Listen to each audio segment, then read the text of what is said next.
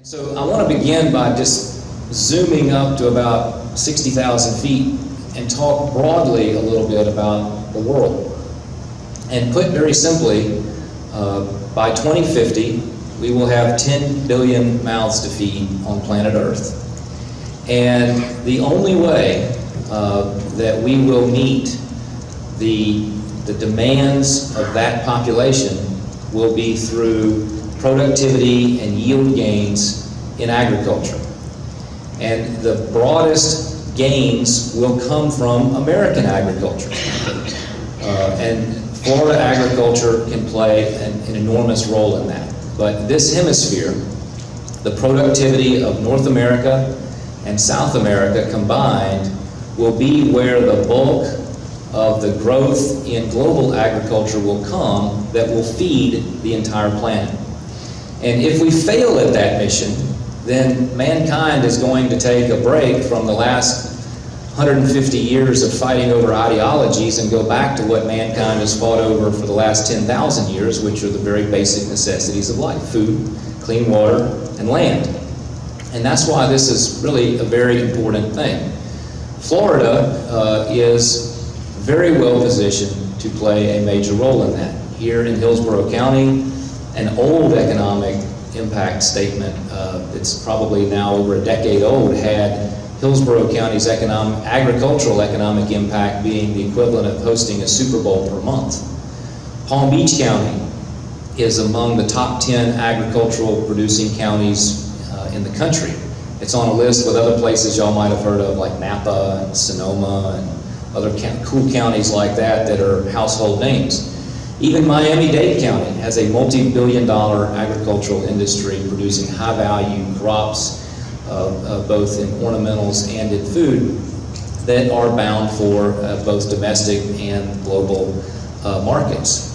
The reason why Bill Gates has purchased over 50,000 acres of land in Hamilton County, Florida, is not because Hamilton County, Florida, the greater metro Jasper and Jennings community, those aren't about to be the next condo development. It's because it is high-value soils with access to water. And he and Buffett and other global investors recognize that arable land, even in a time of low commodity prices globally, arable land is going to be very valuable because not only the population growth, but also the shift in dietary habits. So as the middle class continues to develop around the world, they will have more disposable income to purchase protein and to purchase fruits, vegetables, and nuts. And so higher value commodities such as what we produce in Florida will continue to gain in attraction.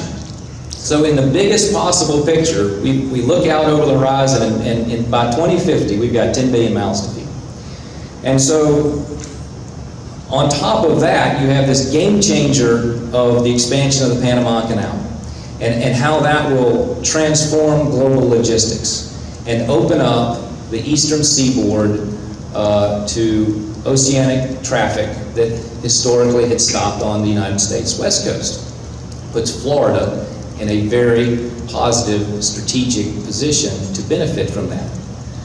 So the population growth, the shift, the needs for productivity, the impact of the Panama Canal doubling in size and capacity, changing regulatory impacts such as the Food Safety Modernization Act that will, in theory anyway, assuming that they get it right, harmonize the standards between imported products and domestically produced products, which will put, for those in the logistics business, the chain of custody, the traceability, all of those factors become critically important in that post-FSMA world that puts an emphasis on technology, rapid movement of highly perishable products so that the markets that are opening for that are receiving a high-quality product.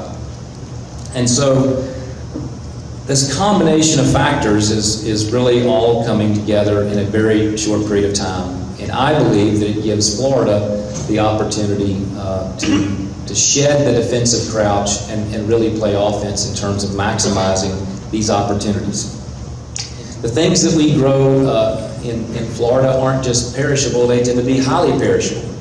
And so speed is of the essence to get these items to market. And so having the types of technologies that can facilitate that with speed and with accuracy to detect potential threats is going to determine how successfully we really are able to move ahead with this.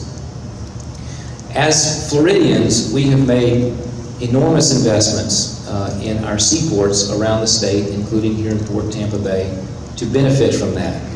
Dredging projects to maximize the accessibility of post-Panamax ships, intermodal connections to facilitate moving that cargo containers or cargo in any form without red lights directly to interstates, circumventing downtown traffic, connectedness with airports and seaports and surface transportation. We made this enormous investment in all of those things.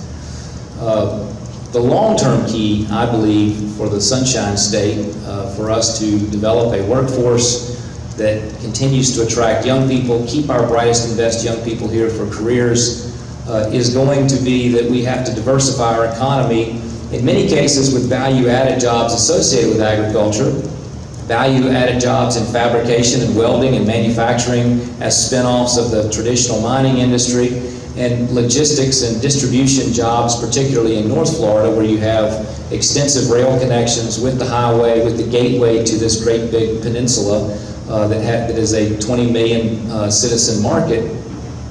Having that manufacturing capacity means that we will have things to put back on those boats. So we've made this enormous investment to attract post-Panamax ships into our state and the related ships that will come from that, not all post-Panamax, but benefiting from this realignment of trade routes. And you know, as a farmer who has trucks, the most expensive thing you can do is deadhead. And I can't imagine what it costs to deadhead a cargo ship. And so attracting that business to Florida and keeping it means that we need to also, in addition to investing in infrastructure, invest in a manufacturing economy that will guarantee that we have products to put back on those ships along with our agricultural products.